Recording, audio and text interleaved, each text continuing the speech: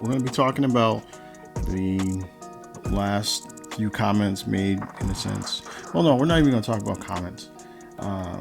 Basically, what I'm going to give is my opinion.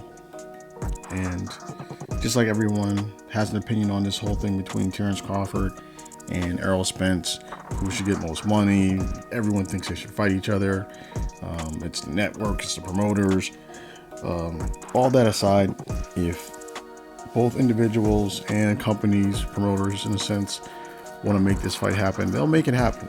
It's just got to be a negotiation that needs to take place, and realistically finding that number that appeases everybody so that way the fight can be made. This video for me is going to be my mindset on why larger portion or cut, A side, whatever you want to call it, goes to Errol Spence.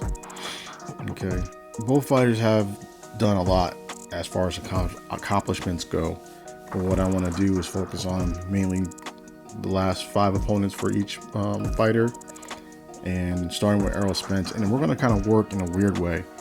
I'm going to give you some information on exactly that, the last 5 fights that basically the fighters that I'm going to bring up have had, and kind of give you my reasoning for my thoughts on why Errol Spence should get the bigger portion of the purse, and why it really just all goes into his favor.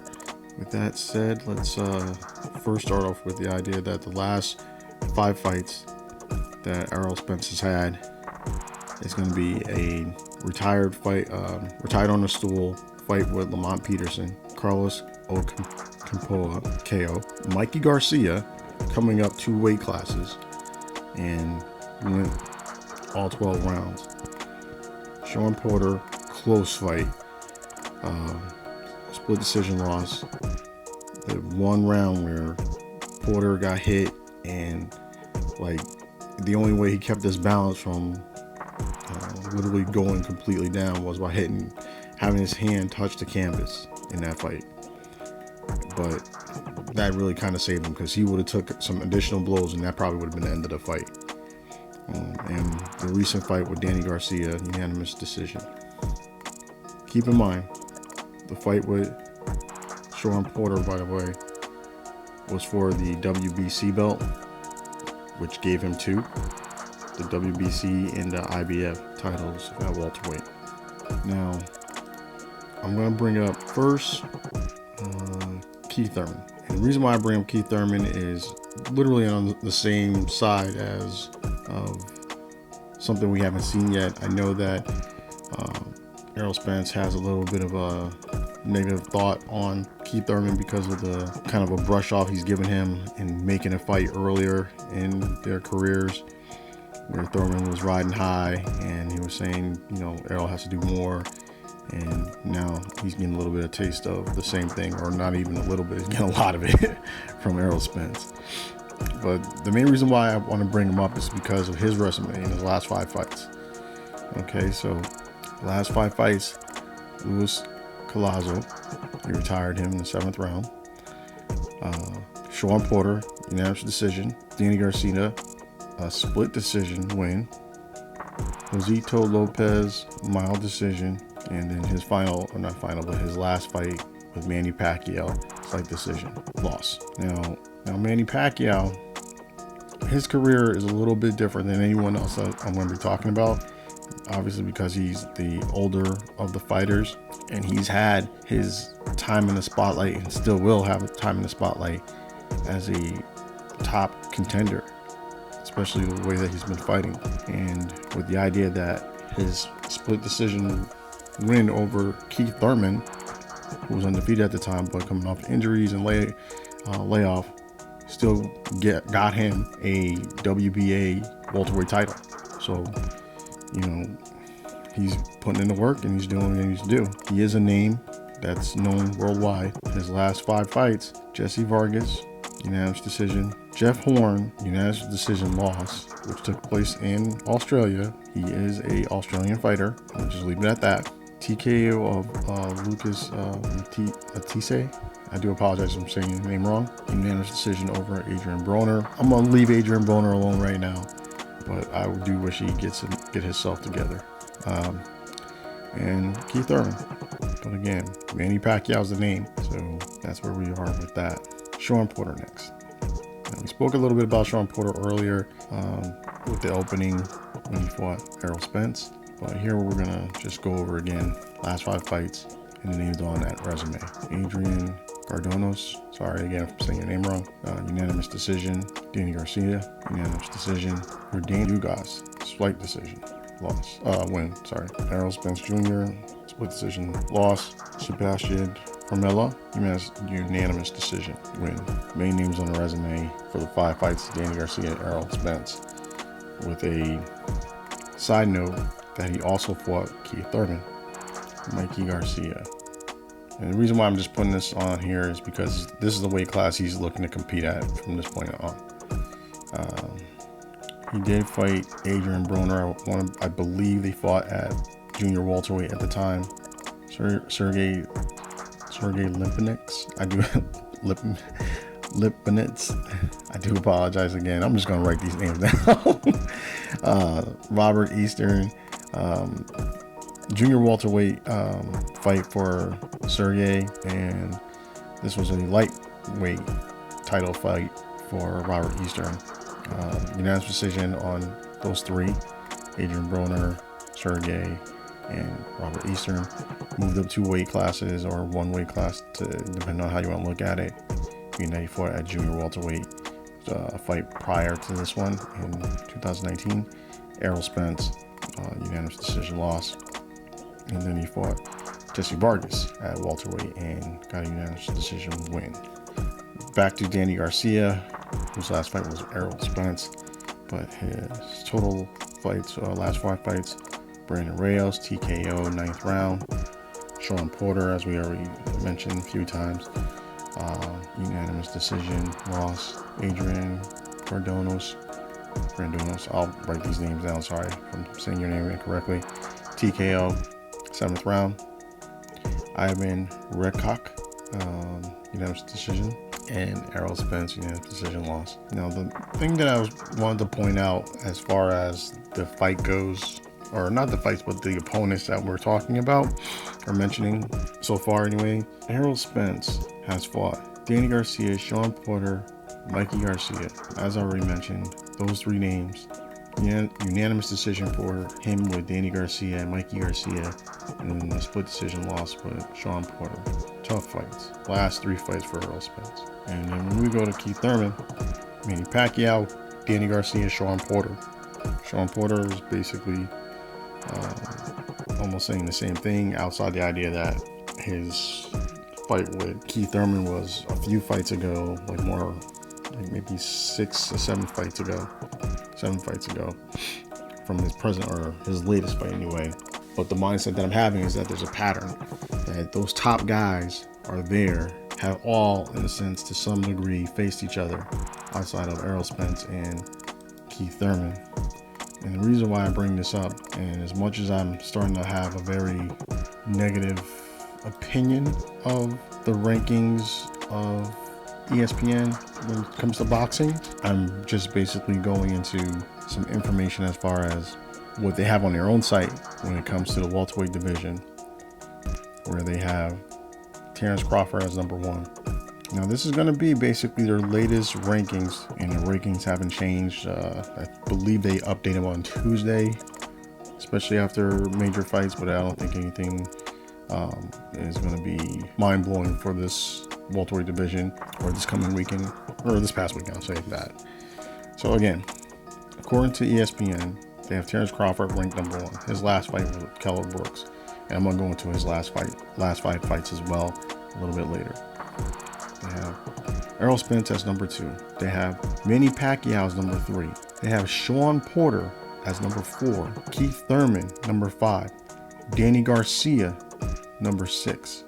Ugas, number 7. Virgil Ortiz Jr., number 8. Jamal James, number 9. And Sergey Lipinets, sorry again for saying your name incorrectly, as number 10. And the main reason why I bring this up as of right now, with them ranking Terrence Crawford at number 1 here. Errol Spence has already faced 2 of the top 6 welterweights according to their listing.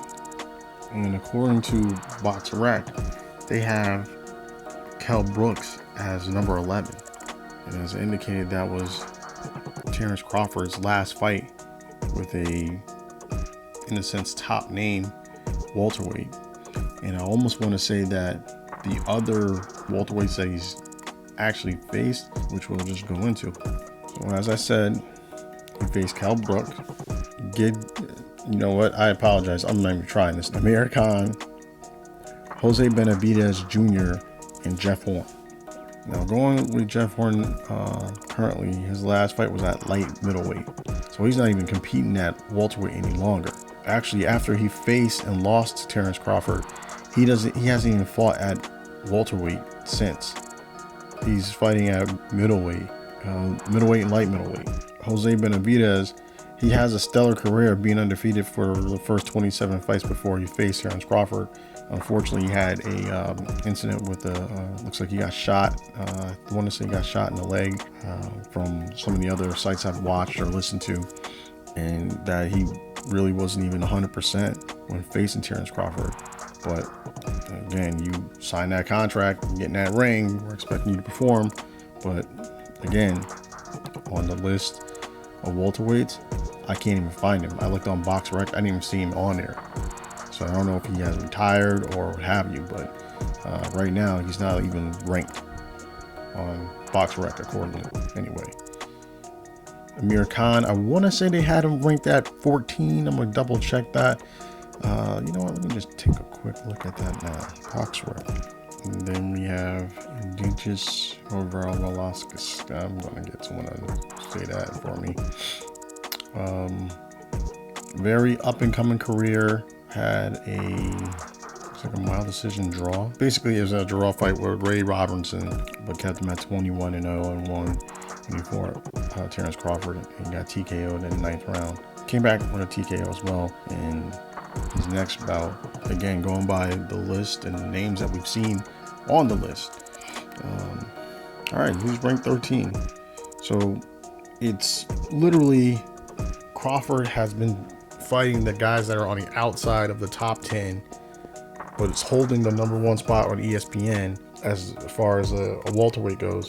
Whereas Errol Spence has faced the guys inside the top 10, outside of Myke Garcia, who's making his push to stay at welterweight, but as an accomplished and a known name in the sport. They have him ranked number 6 in the world. I'm gonna state that's probably going to be at lightweight, being that was his major division that he was facing or fighting in before going up and then going into welterweight.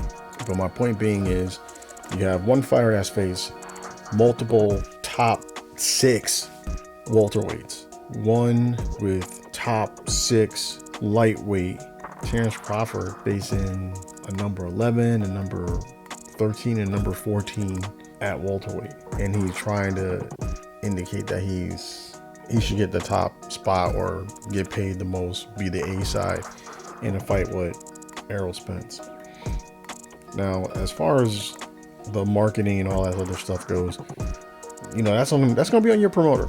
The money that you're making over there, you could probably still get that money facing an Errol Spence in the competition that you're getting anyway, and maybe with a little bit more on top.